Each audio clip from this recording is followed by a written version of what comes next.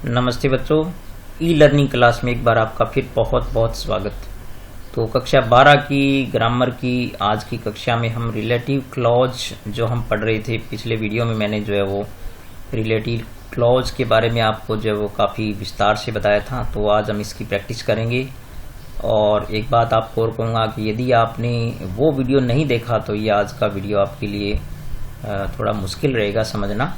तो मैं आपको कहूँगा कि पहले आप उस वीडियो को गौर से ज़रूर देखें, और इस वीडियो के डिस्क्रिप्शन बॉक्स में मैं जो उसकी प्लेलिस्ट शेयर करूँगा, तो उसमें जो चौथा वीडियो था इसका, जो आज हम 5वां कर रहे हैं क्लॉज के बारे में, तो वो आप पहले ज़रूर देखें। ठीक है, अब आज की कुछ सेंटेंस पर चलते हैं, किस प्रकार से रिलेटिव प्रोनाउन को जो सेंटेंस में अप्लाई करते हैं। यहाँ आप देखें कि कुछ 10 सेंटेंस हमारे पास प्रैक्टिस के लिए है। तो इसमें आपको कहा है कि fill in the blanks with suitable relative pronouns. तो देखिए यहाँ पर हमें रिलेटिव प्रोनाउंस का जो उपयोग करना है, इसमें ब्लैंक्स जो दे रखे हैं, और यहाँ पर हमें कुछ ऑप्शन भी दे रखे हैं, ऑप्शन में से सेलेक्ट करना है। तो इसके लिए पहले जो आप ये देखेंगे, पिछले वीडियो मैंने आपको बताया था कि किस प्रकार की नाउन के लिए जो है वो किस प्रकार का रिलेटिव प्रोनाउन आपका में लिया जाता है। ये आपके पास भली भांति आपने कॉपी में नोट किया होगा। अगर आपने कर रखा है तो आप जो उस कॉपी को अभी सामने खोल के रखो, और ताकि हम जब अप्लाई करेंगे तो आपको अच्छी तरह पहचान में आ जाएगा। अगर आपने अभी तक नोट नहीं किए तो मैं कहूँगा कि पहले वीडियो से आप उन चीज़ों को नोट करें अपनी कॉपी में, फिर ये आपको भली भांति समझ में आएंगे।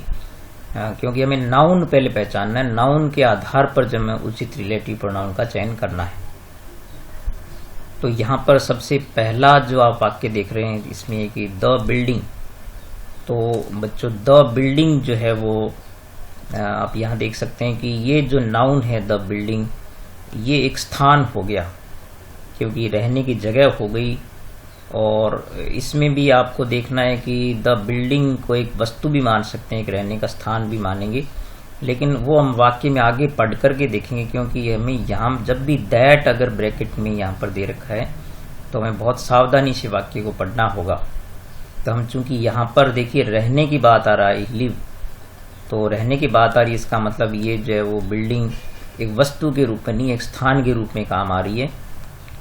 तो आपको बताया था कि जब भी खालिस्तान से पहले जो है वो और स्थान सूचक शब्द आता है या स्थान सूचक नाउन आती है जो स्थान के रूप में काम आ रही है, तो हम उसमें वेयर भरते हैं। तो यहाँ पर ये जो ऑप्शन आपको दे रखे है वेयर, हम ये भरेंगे, इस खालिस्तान में हम वेयर का प्रयोग करेंगे, तो यहाँ पर आ जाएगा वेयर।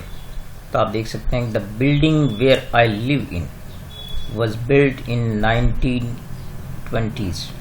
तो इसमें हो गया कि वो भवन जहां मैं रहता हूं वो 1920 में बनाई गई थी, या उसका निर्माण 1920 में किया गया था। तो इस प्रकार से स्थान सूचक शब्द जो नाउन होते हैं उनके लिए वेयर का प्रयोग करते हैं यदि वो स्थान के रूप में काम आ रहे हैं। यदि वो वस्तु के रूप में काम आ रहे हैं तब वहां पर दैट का प्रयोग भी हो सकता है, विच का प्रयोग भी हो सकता है। ऐसा कोई वाक्य हो सकता है हमारे सामने भी आ जाए। अब हम नेक्स्ट वाक्य को पढ़ करके देखते हैं। तो ये देखें कि दैट्स पीटर द बॉय। तो यहाँ पर आप देखें कि व्यक्ति हो गया, द बॉय जो है वो यहाँ पर व्यक्ति हो गया। और हमने पढ़ा था पहले, पिछले वीडियो मैंने आपको बताया कि व्यक्ति के लिए हु, हुम और हुज का प्रयोग करते हैं। तो पहले तो आप देखें कि यहाँ पर ये विच कतई नहीं आएगा। ये अब बात रही हु और हुम की, तो उसमें मैंने आपको बताया था कि जब व्यक्ति आता है और उसके बाद खाली स्थान होता है। आप ये देखें खाली स्थान के बाद क्या है, तो रिक्त स्थान के बाद आप देख सकते हैं कि यहाँ पर हैज आए, तो हैज एक हेल्पिंग वर्ब होती थी। आपको मैंने बताया था कि यदि खाली स्थान के बाद एडवर्ब हो, हेल्पिंग वर्ब हो या वर्ब हो तो हम उसमें किसका प्रयोग करते हैं, हु का प्रयोग करते हैं। ठीक है, तो हम यहाँ पर हु का प्रयोग करेंगे। तो इस प्रकार आप देख सकते हैं कि that's Peter the boy who has just arrived at the airport, कि वो पीटर हैं जो लड़का अभी अभी जो है वो एयरपोर्ट पर पहुंचा है। तो इस प्रकार से ये आपको याद भी हो जानी चाहिए, और आपने कॉपी में लिख रखे हैं तो अभी आप सामने रखेंगे तो उन चीज़ों को मिला करके देखें कि जब ब्लैंक से पहले व्यक्ति आता है और ब्लैंक के बाद जब हेल्पिंग वर्ब हो, एडवर्ब हो या वर्ब हो तो हम उसमें हु का प्रयोग करते हैं, रिलेटिव प्रोनाउन के रूप में हु का प्रयोग करेंगे। और व्यक्ति के लिए जब हु, हुज, हुन का प्रयोग होता है, कुछ विशेष परिस्थितियों में दैट का प्रयोग भी होता है। तो do you remember the name of the man, तो यहाँ पर भी आप देखें कि क्या आप उस व्यक्ति का नाम जानते हैं। तो आप देख सकते हैं कि यहाँ पर भी द मैन आया है, तो यहाँ पर ये द मैन एक व्यक्ति हो गया। तो व्यक्ति के लिए देखिए हु, हुम, हुज, दैट का प्रयोग हो सकता है सभी का, लेकिन हम देखेंगे कि चूंकि खालिस्तान से पहले यानी जो ब्लैंक है उससे पहले व्यक्ति है, और उसके बाद हम देखेंगे कि कार जो है वो एक वस्तु होती है। तो यहाँ पर जब ब्लैंक के बाद वस्तु या कोई संबंध आता है तो उसमें हम हुज का प्रयोग करते हैं। तो यहाँ पर जो हम किसका प्रयोग करेंगे, हुज का प्रयोग करेंगे। तो यहाँ पर आप देख सकते हैं कि रिलेटिव प्रोनाउन के रूप में हुज आएगा। तो ये वाक्य यूं बनेगा कि do you remember the name of the man, यानी क्या आप उस व्यक्ति का नाम आपको याद है या आप जानते हो उस व्यक्ति का नाम, हुज कार, यानी जिसकी कार जो है वो यू क्रैश्ड इनटू, जिसकी कार को आपने क्रैश कर दिया था या टक्कर मार दी थी। तो इस प्रकार से यहाँ पर जब पहले व्यक्ति है बाद में वस्तु आ गई तो बीच में हु जाएगा, ठीक है। और फिर चौथा वाक्य हम देखते हैं कि आई मीन, देखिए यहाँ पर देखिए ये जो ब्लैंक दे रखा है, यहाँ पर खाली स्थान दे रखा है, रिक्त स्थान दे रखा है, इससे पहले वर्ब आ गई। तो इसके बारे में बिल्कुल स्पष्ट नियम होता है कि जब रिक्त स्थान से पहले वर्ब आती है, मीन का यानी आई मीन मतलब मेरा मतलब है, तो मीन वर्ब आ गई तो इसमें हम केवल व्हाट का प्रयोग करेंगे, व्हाट आई से। तो इसमें व्हाट का प्रयोग होगा। तो देखिए बिल्कुल थोड़ा सा यदि आप इन चीज़ों को याद कर लेते हैं, लर्न कर लेते हैं, तो ये बहुत आसानी से जो अप्लाई हो सकती है। और परीक्षा में बहुत ज़्यादा उम्मीद है कि रिलेटिव प्रोनाउंस जो इस प्रकार से ब्लैंक्स में पूछे जा सकते हैं, रिक्त स्थान के रूप में पूछे जा सकते हैं। अब देखते हैं यहाँ पर नेक्स्ट सेंटेंस हमारा जो है द होटल। तो आप जानते हैं कि द होटल जो है वो एक स्थान हो गया। तो यहाँ पर बाद में देखिए दैट, विच या वेयर का प्रयोग करना है। तो वी स्टेड इन, तो हम जानते हैं कि यहाँ पर ठहरने की बात है, कि जिस होटल में हम ठहरे was very good for the price, कि वो मूल्य के लिए बहुत अच्छा था, यानी उसमें ज़्यादा किराया नहीं था उसका, तो प्राइस बहुत अच्छे थे उसके। तो यहाँ पर देख सकते हैं चूंकि ठहरने की बात आई है, इसका मतलब ये होटल जो है वो एक स्थान के रूप में प्रयुक्त हुआ है, वस्तु के रूप में प्रयुक्त नहीं हुआ है। तो यहाँ पर भी जब कोई स्थान जो है वो स्थान के रूप में ही आता है काम में, क्योंकि ठहरना एक स्थान के रूप में हो गया। तो यहाँ पर भी हम वेयर का प्रयोग करेंगे। जब एक स्थान के रूप में ही काम आता है तब उसमें वेयर आता है। और यदि वो स्थान जैसे होटल की बात यहाँ पर मान लीजिए बेचने खरीदने की बात आती, तो जो एक होटल ये वस्तु की तरह कार्य करता, फिर उसमें विच या दैट का प्रयोग हो सकता था। लेकिन चूंकि यहाँ पर होटल में ठहरने की बात है, तो चूंकि होटल जो वो ठहरने के लिए होता है, रुकने के लिए, आराम करने के लिए होता है, तो उसमें वेयर का प्रयोग करेंगे हम। यहाँ पर स्थान के रूप में काम आया। तो ये चीज़ें अगर आपको लर्न नहीं हुई तभी आप गौर से सुनेंगे तो भी आपको लर्न हो सकती है आसानी से। और फिर आप देखें next sentence, this is the best book. तो यहाँ पर आप देख सकते हैं कि ये द बेस्ट का प्रयोग हो गया। तो जो दैट की स्पेसिफिक रूल मैंने आपको बताए थे, जब मैंने सभी उन रिलेटिव प्रोनाउन की यूज बताए थे, उनमें दैट के स्पेसिफिक प्रयोग हमने पढ़े थे, विशिष्ट प्रयोग उसके पढ़े थे। उसमें ये था कि यदि रिक्त स्थान से पहले आपके पास सुपरलेटिव डिग्री का प्रयोग होता है, तो यहाँ पर दैट जो एक सुपरलेटिव डिग्री हो गई, तो जो है वो रिक्त स्थान में केवल दैट का ही प्रयोग होता है। तो यहाँ पर आएगा दैट। तो इसमें हो गया कि this is the best book, ये सबसे अच्छी किताब है, that I have ever loved, यानी जिसको मैंने कभी हमेशा से इसी बुक को चाहा है, तो ये सबसे अच्छी बुक है। तो ये सुपरलेटिव डिग्री आने के कारण जो इसमें दैट का प्रयोग है, ये बहुत अच्छा आप रूल जो इसको ध्यान में रखें। फिर नेक्स्ट सेंटेंस में सातवें में देख सकें मिसेज रिचा। तो ये व्यक्ति हो गया। तो व्यक्ति के लिए आपको याद हो जाना चाहिए कि व्यक्ति के लिए जो है वो हु, हुज, हुम का ही प्रयोग होता है। लेकिन हम देखेंगे कि रिक्त स्थान के बाद देखिए यहाँ पर इज आए, तो इज हेल्पिंग वर्ब होती है। तो जब रिक्त स्थान से पहले जो है वो व्यक्ति हो और बाद में हेल्पिंग वर्ब हो, एडवर्ब हो, तो हम किसका प्रयोग करते हैं, हुज का प्रयोग करते हैं, नहीं सॉरी हु का प्रयोग करते हैं। तो यहाँ पर क्या आएगा, हु आएगा। तो ये हो जाएगा miss Mrs Richa who is a taxi driver, कि मिसेज रीचा जो कि एक टैक्सी ड्राइवर है, लिव्स इन ए विलेज, वो एक गांव में रहती है। तो इस प्रकार से आप इन नियमों को बहुत अच्छे तरीके से सुनेंगे तो भी आपको लर्न हो जाएंगे, और कॉपी में आपने नोट कर रखे होंगे तो साथ में आप इन चीज़ों का मिलान करते जाइए ताकि आप ये चीज़ें जो है कंटेस्ट कर सकें। फिर आप देख सकते हैं कि thank you very much for your email. तो यहाँ पर जो नाउन है वो ईमेल है यहाँ पर। तो ईमेल को हम एक जो वस्तु के रूप में काउंट करेंगे, और फिर हम देखते हैं आगे कि इनमें से किसी एक का प्रयोग करना है। फिर वॉज वेरी इंटरेस्टिंग, यानी बहुत इंटरेस्टिंग था वो ईमेल। तो यहाँ पर जो ईमेल है वो एक वस्तु के रूप में काम आ रहा है, एक वस्तुवाचक संज्ञा मानेंगे इसको। और वस्तुवाचक संज्ञा के लिए हम किसका प्रयोग करते हैं, दैट या विच का प्रयोग करते हैं। चूंकि यहाँ विच नहीं दे रखा है तो यहाँ पर हम किसका प्रयोग करेंगे, दैट का प्रयोग करेंगे, क्योंकि हु का प्रयोग व्यक्ति के लिए होता है और व्हेन का प्रयोग जो है वो समय के लिए होता है। तो यहाँ पर दैट का प्रयोग होगा कि आपको उस मेल के लिए, ईमेल के लिए बहुत धन्यवाद जो कि बहुत इंटरेस्टिंग था। तो यहाँ पर दैट का प्रयोग होगा। और फिर देख सकते हैं कि द मैन, तो यहाँ पर आप देख सकते हैं कि मैन जो है व्यक्ति हो गया।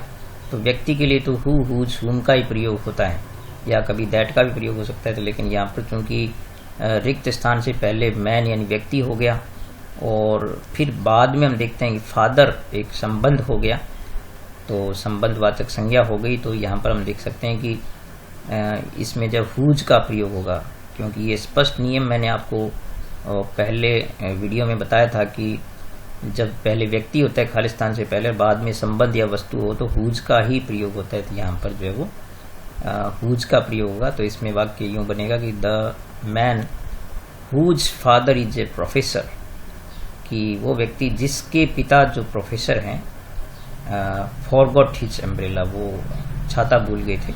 तो यहाँ पर हुज का प्रयोग होगा क्योंकि बाद में संबंध आया, पहले व्यक्ति आया। फिर 10वें वाक्य में भी आप देख सकते हैं कि द चिल्ड्रन, तो चिल्ड्रन भी व्यक्ति हो गए। तो व्यक्ति के लिए हु, हुम, हुज, दैट का प्रयोग हो सकता है। तो यहाँ पर हम देखते हैं कि बाद में वर्ब आ रही है। देखिए आप यहाँ पर वर्ब आ रही है, तो पहले व्यक्ति हो खालिस्तान से पहले, बाद में वर्ब आती है, तो हम उसमें किसका प्रयोग करते हैं, हु का प्रयोग करते हैं। तो यहाँ पर आप देखिए किसका प्रयोग हो जाएगा, हु का प्रयोग हो जाएगा। तो इस प्रकार से आप देखें कि वाक्य का जो अर्थ बन गया, the children who shouted in the street, की वो लड़के जो गली में चिल्लाए, are not from our school, वो हमारे स्कूल के नहीं है।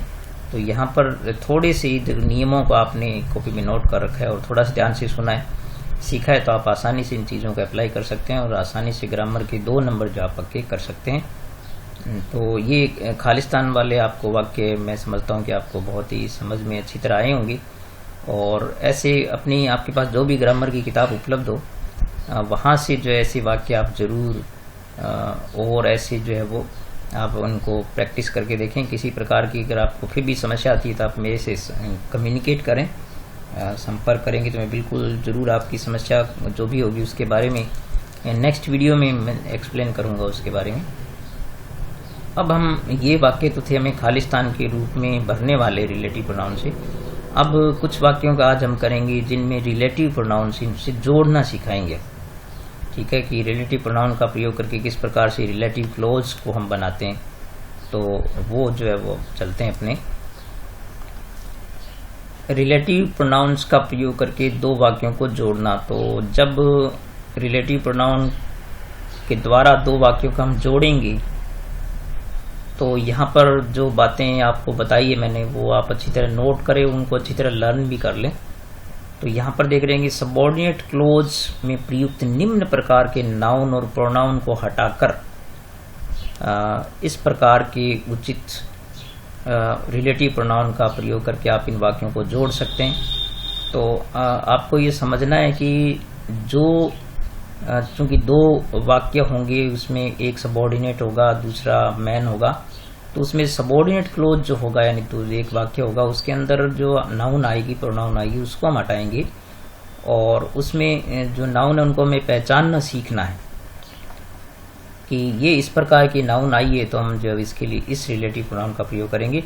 परीक्षा में बहुत बार जो है वो सिर्फ आपको ये लिखा होता है कि उचित रिलेटिव प्रोनाउन का प्रयोग कीजिए, तो हमारे पास एक यही आधार होता है कि हम किस प्रकार से नाउन को पहचाने। तो जब भी आप हु से यदि वाक्यों को जोड़ते हैं, ठीक है, तो ये शब्द आने पर या नाउन आने पर जो है वो आप हु से जोड़ सकते हैं।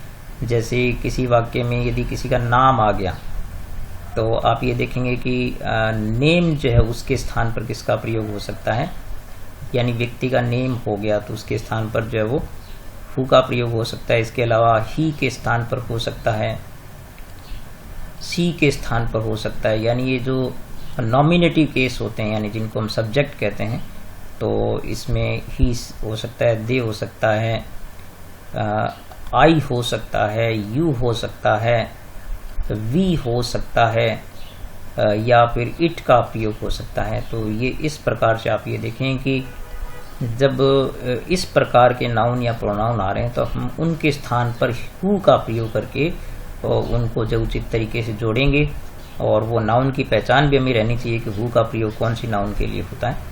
तो ये आप याद रखें कि हु के लिए ये जो प्रोनाउन है या नाउन हटाए जाते हैं।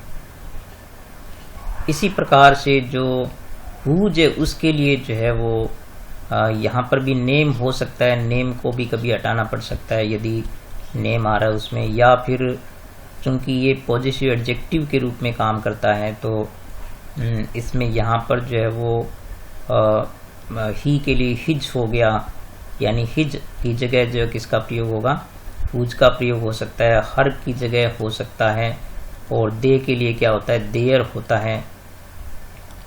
और आई के लिए क्या होता है, आई के लिए माई हो गया, तो माई की जगह हुज हो जाएगा। यू के लिए योर हो गया, और वी के लिए क्या हो गया, अवर हो गया।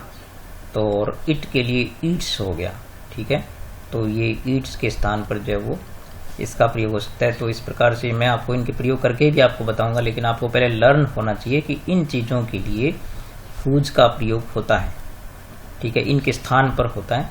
और हुम जो है, हुम में यहाँ पर नेम भी हो सकता है, तो नेम तो इन तीनों में हो सकता है। इसके अलावा चूंकि हुम जो ऑब्जेक्ट के रूप में काम आता है तो ही, हिज, और इसकी जो ऑब्जेक्टिव केस होता है वो होता है हिम, और सी, हर, और यहाँ पर हर ही होता है।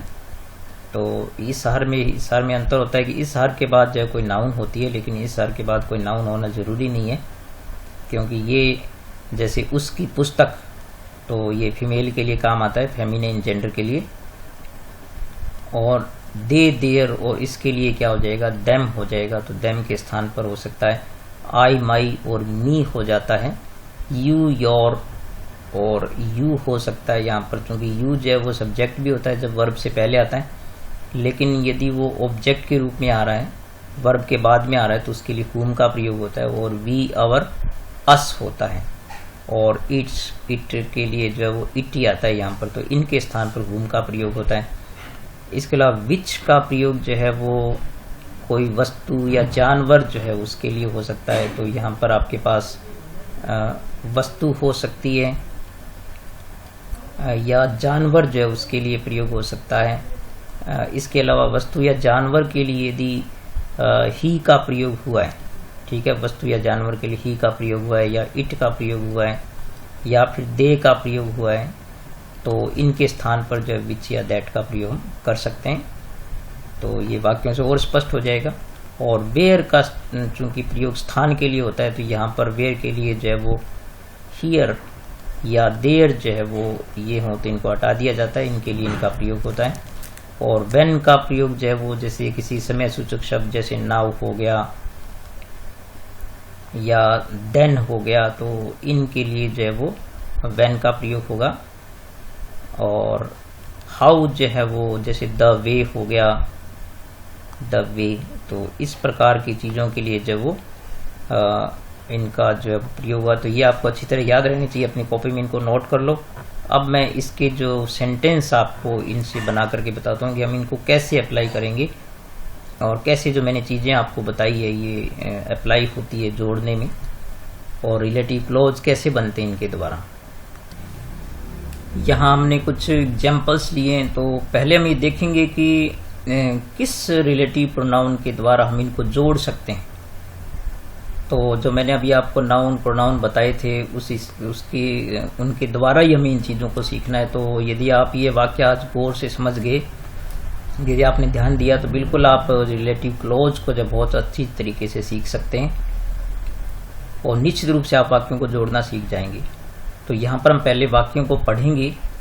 The girl lives near me, यानी लड़की मेरे घर के पास रहती है या मेरे पास रहती है, मतलब मेरे घर के पास रहती है। सी फाउंड द पर्स, उसे पर्स मिला। तो यहाँ पर बच्चों पहले तो आपको देखना है कि पहले वाक्य की नाउन सेलेक्ट करनी है आपको। तो पहले वाक्य की एक नाउन सेलेक्ट करनी है जिसका प्रोनाउन दूसरे वाक्य में आया हो। ठीक है, तो आप यहाँ पर याद रख लें कि जो पहला सेंटेंस होता है, ठीक है, फर्स्ट सेंटेंस में से आप नाउन, यानी यहाँ पर आप अच्छी तरह नोट कर लेना कि पहले सेंटेंस की तो नाउन होनी चाहिए और उसी सेंटेंस, उसी नाउन की या तो नाउन या फिर प्रोनाउन जो वो सेकंड सेंटेंस में होता है उसके द्वारा ही हमें जो रिलेटिव प्रोनाउन का पता लग सकता है। तो प्रोनाउन होता है मेनली तो, और कभी नाउन भी हो सकता है। तो इसकी हम पहचान करेंगे। तो पहले हम देखेंगे कि पहले जो वाक्य हमारे पास है द गर्ल, तो यहाँ पर जो है वो द गर्ल के लिए जो नाउन है, ये गर्ल, इसके लिए प्रोनाउन दूसरे वाक्य में ये आया सी। ठीक है, और अब हम देखेंगे कि शी के लिए जो कौन सी रिलेटिव प्रोनाउन का प्रयोग होता है, तो वो होता है हु। तो इस प्रकार से आप ये देखें कि पहले वाक्य की नाउन देखें, उसकी प्रोनाउन दूसरे वाक्य में ढूंढें, उसके लिए उचित रिलेटिव प्रोनाउन का प्रयोग आप जो करें। अब देखें कि हम इसको जोड़ेंगे कैसे। तो हमें पता है कि पहले जो नाउन है वो नाउन के बाद रिलेटिव प्रोनाउन आता है। तो हम क्या करेंगे, पहले इस वाक्य को लिखेंगे, इसमें जो है वो द गर्ल यानी इस नाउन को लिखेंगे जिस नाउन को हमने सेलेक्ट कर लिया है। तो द गर्ल, और फिर आप देखें कि इसके बाद यहाँ पर चूंकि सी है तो हम हु का प्रयोग करेंगे।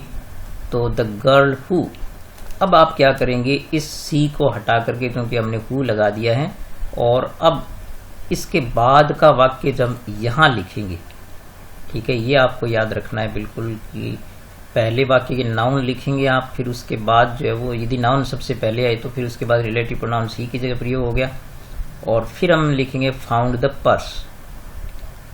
तो फाउंड द पर्स ये दूसरा वाक्य हो गया। अब पहले वाक्य का जो बचा हुआ भाग है उसको हम इसके पीछे लिखेंगे लिव्स नियर मी। तो पहले वाक्य में ये इतना बच गया था तो इसको हम यहाँ लिख देंगे लिव्स नियर मी। ठीक है, तो इस प्रकार से जो है वही रिलेटिव क्लॉज का प्रयोग हो गया, बन गया वाक्य इसका। तो इस प्रकार से हमने हु का प्रयोग किया। तो आप इसमें गौर से आपने चीजें देखी होगी कि पहले वाक्य के नाउन और दूसरे वाक्य की प्रोनाउन मिलकर के वाक्य को पूरा करती है। एक वाक्य और देखेंगे तो आपकी कंसेप्ट और क्लियर हो जाएगी। तो यहाँ पर आप देखेंगे पहले वाक्य में जो है वो Smith was caught by the police. तो यहाँ पर हम देखेंगे दो नाउन है हमारे पास, एक स्मिथ हो गई और एक जो पुलिस है। तो यहाँ पर हम देखेंगे स्मिथ का नाम दोबारा आ गया।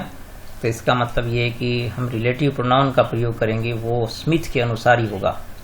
तो चूंकि ये नेम हो गया और नेम के लिए जो है वो सब्जेक्ट हो गया, और सब्जेक्ट के लिए हम किसका प्रयोग करते हैं, हु का प्रयोग करते हैं।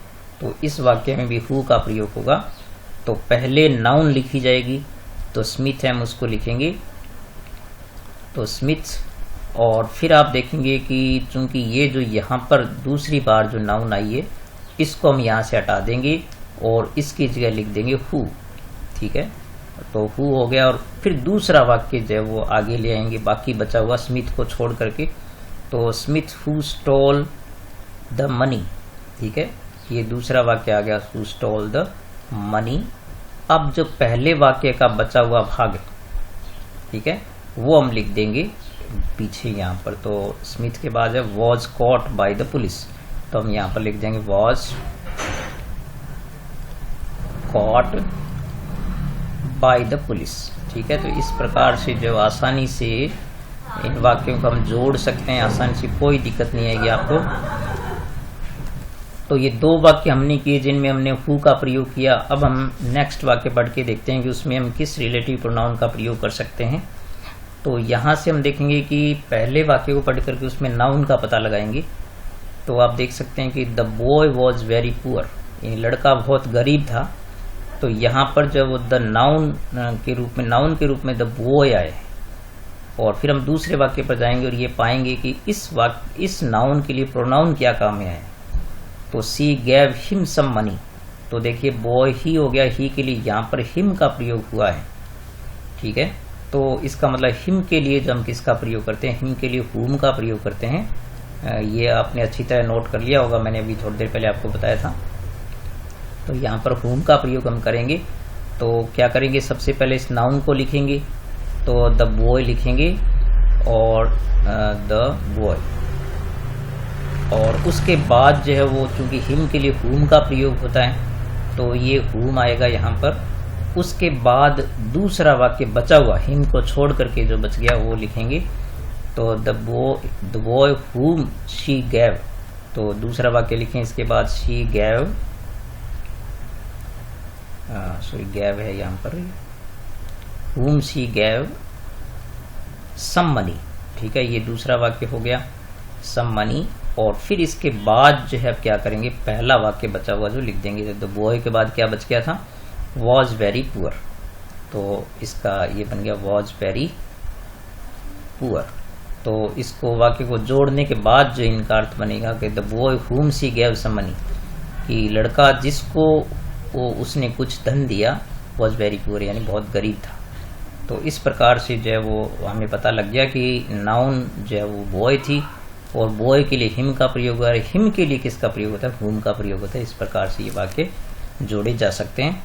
एक वाक्य हमारे पास यहाँ पर और है, उसको हम और देखते हैं कि इसमें किसका प्रयोग होगा। तो यहाँ पर हम देखते हैं कि साक्षी इज माई कजन, तो साक्षी मेरी कजन है यानी भतीजी है मेरी या भांजी है।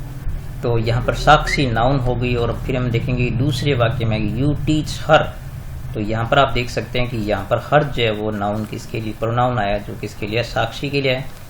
और हर जो है वो किसके यहाँ पर ऑब्जेक्ट के रूप में आया कि आप उसको पढ़ाते हैं। तो यहाँ पर हर आया, तो यहाँ पर भी हुम का प्रयोग होगा, तो यहाँ पर भी किसका प्रयोग होगा, हुम का ही प्रयोग होगा। तो इसको हम इस प्रकार से जोड़ेंगे, पहले नाउन लिखेंगे तो साक्षी और फिर उसके बाद हुम आएगा, तो साक्षी हुम, और फिर दूसरा बचा हुआ वाक्य जो गोले लगे उनको हटा देंगे हम। तो हुम यू टीच मैथ्स, यानी साक्षी जिसको आप गणित पढ़ाते हैं। फिर बचा हुआ वाक्य जो पहला वो लिख देंगे अंत में, इज माई कजन, वो मेरी कजन है, इज माई कजन, ठीक है। तो इस प्रकार से जो है वो वाक्य को हम बिल्कुल आसानी से जोड़ सकते हैं। कुछ वाक्य मैं और लेकर के आपको और जोड़ करके बताता हूँ। आपकी प्रैक्टिस अच्छी तरह हो जानी चाहिए, आप इसको गौर से सुने, और यदि एक बार में समझ नहीं आता है तो वीडियो को आप जो बैक करके दोबारा सुने तो ये आसानी से आप सीख सकते हैं। तो यहाँ देखिए कुछ और वाक्य, the man wants to see you, तो यहाँ पर आप देख सकते हैं बच्चों द मैन यहाँ पर नाउन हो गई। और हम देखेंगे इसके लिए जो प्रोनाउन आई है वो मैन के लिए जो है वो हिज आई है, क्योंकि मैन ही हो गया तो यहाँ के हिज आए। तो इसका मतलब हिज के लिए हम किसका प्रयोग करते हैं, हुज का प्रयोग करते हैं। इसका मतलब हम इसको किससे जोड़ेंगे, हुज से जोड़ेंगे। और तरीका बिल्कुल वही है। तो आप पहले नाउन लिखेंगे, तो यहाँ पर हम लिखेंगे द मैन, ठीक है, द मैन, और फिर लिखेंगे हुज यानी रिलेटिव प्रोनाउन लिखेंगे। और फिर हम दूसरे वाक्य को लिखेंगे पूरा, the man whose son is your student, ठीक है। दूसरा वाक्य पूरा लिखेंगे और इसके बाद आप देख सकते हैं कि पहले बचा हुआ वाक्य जो पहला है वो लिखेंगे वॉन्ट्स टू सी यू, तो यहाँ पर लिख देंगे वॉन्ट्स टू सी यू। तो इसका वाक्य का अर्थ जो यूं बन जाएगा, the man whose son is your student, कि वो आदमी जिसका बच्चा जो है वो, जिसका लड़का जो है, जिसका पुत्र जो आपका विद्यार्थी है वो आपसे मिलना चाहता है, ठीक है। तो यहाँ पर अब दूसरा आगे छठा वाक्य देखिए, अब the girl is waiting outside, तो यहाँ पर भी आप देख सकते हैं कि द गर्ल नाउन हो गई और इसके लिए जो प्रोनाउन आया वो हर हो गया। तो हर के लिए भी किसका प्रयोग होता है, क्योंकि यहाँ पर हर फादर ये यहाँ पर रिलेटिव एडजेक्टिव है, तो यहाँ पर भी हुज का प्रयोग होगा। तो हुज से हम इसको जोड़ेंगे। तो आप यहाँ पर देखिए सबसे पहले हम लिखेंगे नाउन द गर्ल, और द गर्ल के बाद लिखेंगे हुज, क्योंकि हर के स्थान पर हुज का प्रयोग होता है। तो और फिर दूसरा पूरा वाक्य लिखेंगे द गर्ल हुज फादर, ठीक है, the girl whose father gave you a letter, ठीक है, गैव यू ए लेटर। और उसके बाद हम देखिए पहला बचा हुआ भाग जो पहले वाक्य का वो लिख देंगे इज वेटिंग आउटसाइड, ठीक है, इज वेटिंग आउटसाइड। तो इस प्रकार से वाक्यों के से जो है वो आपको प्रैक्टिस जितनी हो रही उससे शायद आपको समझ में आ रहा होगा और आप सीखने की कोशिश करें इनसे। तो 7वां वाक्य आप देखिए यहाँ पर the tree was very big. तो यहाँ पर देख सकते हैं कि द ट्री एक नाउन हो गई, एक वस्तुवाचक संज्ञा होगी, इसके लिए इट का प्रयोग हुआ है। तो यहाँ पर चूंकि वस्तु या जानवर के लिए जो है वो विच का प्रयोग होता है, तो हम इन वाक्यों को विच से जोड़ेंगे। तो यहाँ पर आप देख सकते हैं कि पहले हम लिखेंगे नाउन, तो द टीचर नहीं सॉरी द ट्री, और फिर लिखेंगे विच, द ट्री विच। अब दूसरा पूरा वाक्य लिखेंगे यहाँ पर the tree which fell on their car, ठीक है, यहाँ पर देयर है, देयर कार। फिर बचा हुआ पहला वाक्य लिखेंगे वॉज वेरी बिग, ठीक है, वॉज वेरी बिग। तो इसका अर्थ जो है वो यूं बन जाएगा, वेरी बिग है यहाँ पर, कि the tree which fell on their car, यानी जो पेड़ उनकी कार पर गिर गया था वह बहुत बड़ा था, ठीक है।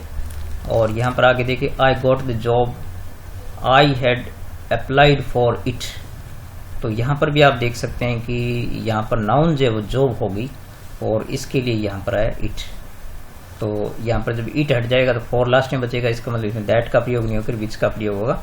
तो यहाँ पर क्योंकि ये जॉब जो है लास्ट में आ रहा है तो पहले वाक्य को ज्यों का त्यों लिखा जाएगा। तो आई गॉट द जॉब और फिर लिखेंगे विच, नहीं सॉरी विच नहीं लिखेंगे। तो यहाँ पर चूंकि इसको हटाने के बाद ये जो दैट के विशेष प्रयोग थे ना, उसमें जब ये हट जाएगा तो इसके बाद फोर लास्ट में बचेगा, तो यहाँ पर फिर क्या लगेगा, दैट का प्रयोग होगा। तो ये आप ध्यान रखें, आई गॉट द जॉब, यदि ये फॉर यहाँ पर होता ना तो विच का प्रयोग होता। तो I got the job that I had applied for, that I had applied for, कि जिस जॉब के लिए, जिस काम के लिए मैंने अप्लाई किया था वो मुझे मिल गया है, गॉट यानी मिल गया मुझे। तो इस प्रकार से ये कुछ वाक्य हैं। अब कुछ वाक्य फटाफट मैं और आपको बताता हूँ। तो यहाँ पर आप ये वाक्य देख सकते हैं कि दैट वाज द टाइम। तो यहाँ पर टाइम की बात आ गई, तो इसका मतलब यहाँ पर व्हेन का प्रयोग होगा, यहाँ पर देन भी आ रहा है, तो देन हटा करके क्या लगाते हैं, व्हेन लगाते हैं। तो यहाँ पर इसको हम व्हेन से जोड़ेंगे। तो आप देखिए यूँ, चूंकि ये लास्ट में आ रहा है तो पहला वाक्य ज्यों का त्यों लिखा जाएगा। तो that was the time, that was the time, और फिर इसके बाद जो है वो व्हेन लगाएंगे और समय के बाद व्हेन लगाएंगे। That was the time when he made you a call, then हट जाएगा यहाँ पर, तो दूसरा जो वाक्य वो बाद में लिखा जाएगा। ही made you a call, he made you a call, यानी इसका अर्थ ही हो जाएगा दैट वाज द टाइम, की वो समय था या यह समय वह था जब उसने आपको कॉल किया, ठीक है, यानी ये वही समय था जब उसने आपको कॉल किया था। तो यहाँ पर ये व्हेन का प्रयोग हो गया यहाँ पर। अब ये कह रहे can you show me the school. तो यहाँ पर देखिए स्कूल नाउन है और यहाँ पर देयर भी आ रहा है। तो देखिए यहाँ पर स्थान सूचक शब्द के लिए वेयर का प्रयोग अर्थ, यहाँ पर देयर भी आ रहा है तो बिल्कुल ही वेयर का प्रयोग होगा यहाँ पर। तो यहाँ पर हम देखेंगे कि ये जो नाउन लास्ट में हो तो पहला वाक्य ज्यों का त्यों लिखा जाता है।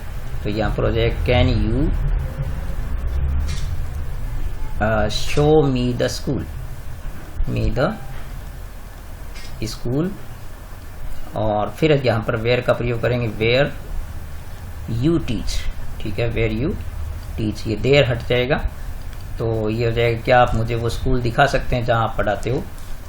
तो इस प्रकार से फिर देखिए listen to that your father says that. तो यहाँ पर देखिए वर्ब का प्रयोग हुआ है तो वर्ब के लिए वट का प्रयोग करते हैं। तो यहाँ पर हम क्या करेंगे, वट का प्रयोग करेंगे और यहाँ से जो दैट है वो दोनों हम दैट हटा देंगे क्योंकि इनका यहाँ पर जो सुनना है उसके लिए दैट का प्रयोग है। तो यहाँ पर हम लिखेंगे लिसन और फिर लिखेंगे टू, लिसन टू, और फिर लिखेंगे वट, और फिर दूसरा वाक्य लिख देंगे, listen to what your father says, यानी जो आपके पिता कहते हैं उसे सुनो, which your father that what your father say. ठीक है, सेज हो गया यहाँ पर। अब ये देखिए यहाँ पर आई रिमेम्बर द डे, तो यहाँ पर डे भी एक समय हो गया और यहाँ पर देन भी आ रहा है, इसका मतलब जो है वो हम यहाँ पर वैन का प्रयोग करेंगे, तो इसको हम वैन से जोड़ेंगे।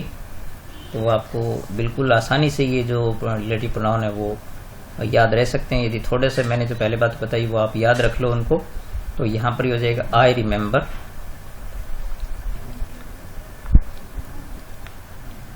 आई रिमेम्बर द डे, तो ये द डे समय हो गया और फिर इसके बाद वैन का प्रयोग करेंगे। तो I remember the day when I first met you, यानी मुझे वो दिन याद है जब हम पहली बार मिले थे। आई फर्स्ट मेट यू, और देन यहाँ से हट जाएगा, ठीक है, क्योंकि देन के लिए वैन का प्रयोग हो गया।